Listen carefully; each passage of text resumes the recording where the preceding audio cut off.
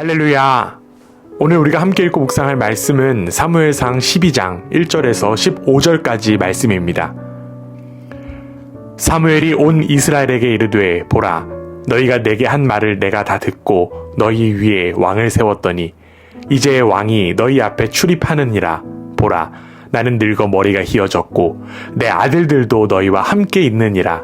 내가 어려서부터 오늘까지 너희 앞에 출입하였거니와 내가 여기 있나니 여호와 앞과 그의 기름 부음을 받은 자 앞에서 내게 대하여 증언하라. 내가 누구의 소를 빼앗았느냐, 누구의 나귀를 빼앗았느냐, 누구를 속였느냐, 누구를 압제하였느냐, 내 눈을 흐리게 하는 뇌물을 누구의 손에서 받았느냐. 그리하였으면 내가 그것을 너희에게 갚으리라 하니 그들이 이르되 당신이 우리를 속이지 아니하였고 압제하지 아니하였고 누구의 손에서든지 아무것도 빼앗은 것이 없나이다 하니라.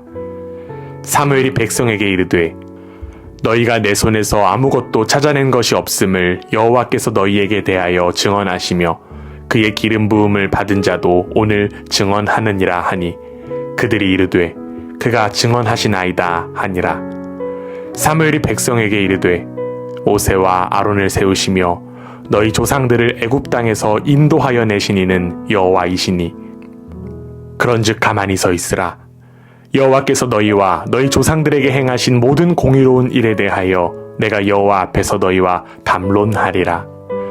야곱이 애굽에 들어간 후 너희 조상들이 여호와께 부르짖으매 여호와께서 모세와 아론을 보내사 그 두 사람을 너희 조상들을 애굽에서 인도해 내어 이곳에 살게 하셨으나 그들이 그들의 하나님 여호와를 잊은지라.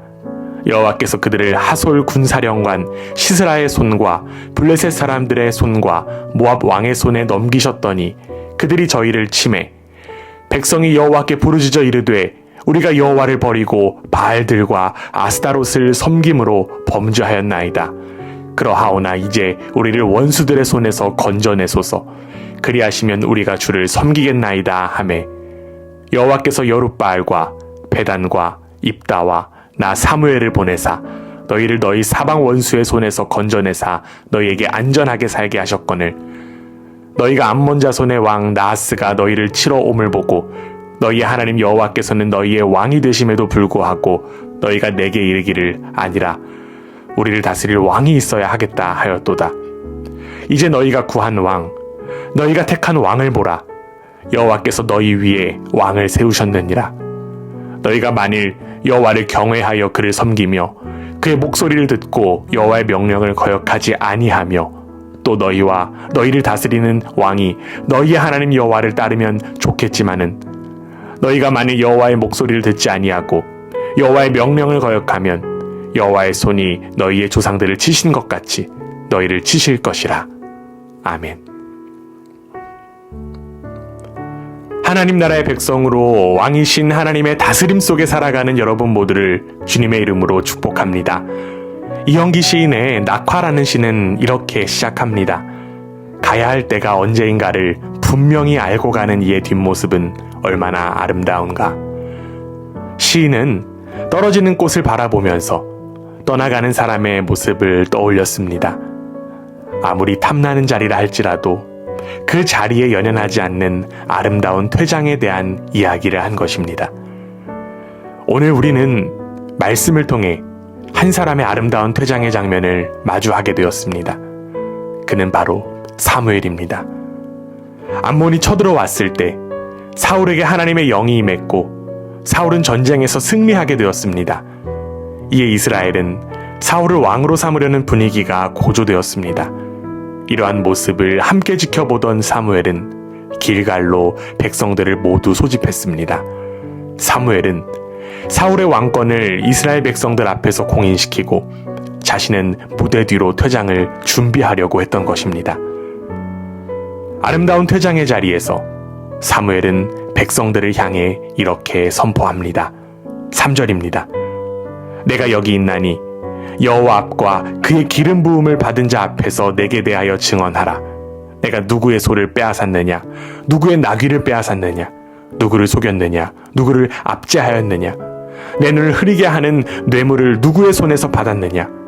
그리하였으면 내가 그것을 너희에게 갚으리라 하니. 사무엘은 크게 5가지의 항목을 두고 백성들에게 물었습니다. 오랜 시간 사사로서 이스라엘을 다스린 그 사무엘은 자신의 지위를 이용해서 백성들을 속이거나 압제하거나 착취한 적이 없었음을 증명받고 싶어 했습니다. 어쩌면 이를 두고 사무엘이 퇴장의 자리에서 자신의 성취를 뽐내는 것과 같다라고 느낄 수 있지만, 그는 자신을 통해 이스라엘을 다스리신 하나님의 통치가 정당했음을 변호하기 위함이었습니다. 결국 사무엘은 끝까지 하나님의 통치가 이렇게 완벽한데 너희는 왜 굳이 왕을 구하느냐, 이것을 묻고 싶었던 것입니다. 그는 이스라엘이 왕을 구한 동기가 하나님의 통치가 잘못된 것이 아니라 자신들의 욕심 때문이라는 사실을 끝까지 피력했던 것입니다. 앞으로 왕이 세워져서 일어나는 모든 일들을 이제는 이스라엘이 직접 책임을 져야 한다는 것입니다. 사무엘은 철저한 자기 검증으로 인하여 백성들의 불순한 동기를 드러내면서 책임 소재를 확인한 후에 백성들에게 하나님의 언약에 대한 각인을 다시금 시켰습니다. 6절입니다. 사무엘이 백성에게 이르되 모세와 아론을 세우시며 너희 조상들을 애굽 땅에서 인도하여 내신 이는 여호와이시니. 사무엘은 먼저 모세와 출애굽 사건을 다시금 상기시켰습니다. 그는 역사의 무대 뒤로 퇴장하면서 이스라엘 백성들에게 구원의 역사의 주체와 주어가 하나님이라고 하는 사실을 강조한 것입니다. 결국 이스라엘을 구원하실 분은 하나님밖에 없다는 것입니다. 이어 사무엘은 아주 명료하면서 중요한 이야기를 합니다. 7절입니다. 그런즉 가만히 서 있으라. 이는 아무것도 하지 말라는 의미가 아니었습니다. 모세도 홍해 앞에서 불평불만이 가득했던 이스라엘 백성들을 향해 이렇게 이야기했습니다. 너희는 가만히 있어 오늘날 너희를 위하여 구원을 행하시는 하나님을 보라. 모세는 모든 것을 하나님께 맡기라고 하는 의미에서 이스라엘 백성들을 향해 이야기했습니다. 마찬가지로 사무엘도 앞으로 왕의 통치 속에서 나아갈 이스라엘이 하나님의 구원을 믿고 따르라고 하는 의미에서 이야기한 것입니다. 비록 이제는 왕의 통치 속에 나아가야 할 이스라엘이지만 하나님의 구원의 역사를 가만히 바라보며 하나님을 의지해야 함을 강조한 것입니다. 결국 이스라엘은 하나님의 백성입니다. 그리고 또한 우리도 하나님의 백성입니다. 퇴장하는 사무엘의 메시지처럼 우리도 하나님의 다스림 속에 가만히 있으며 하나님만 의지하기를 원합니다. 상황이 달라져도 하나님의 신실하심은 변하지 않습니다.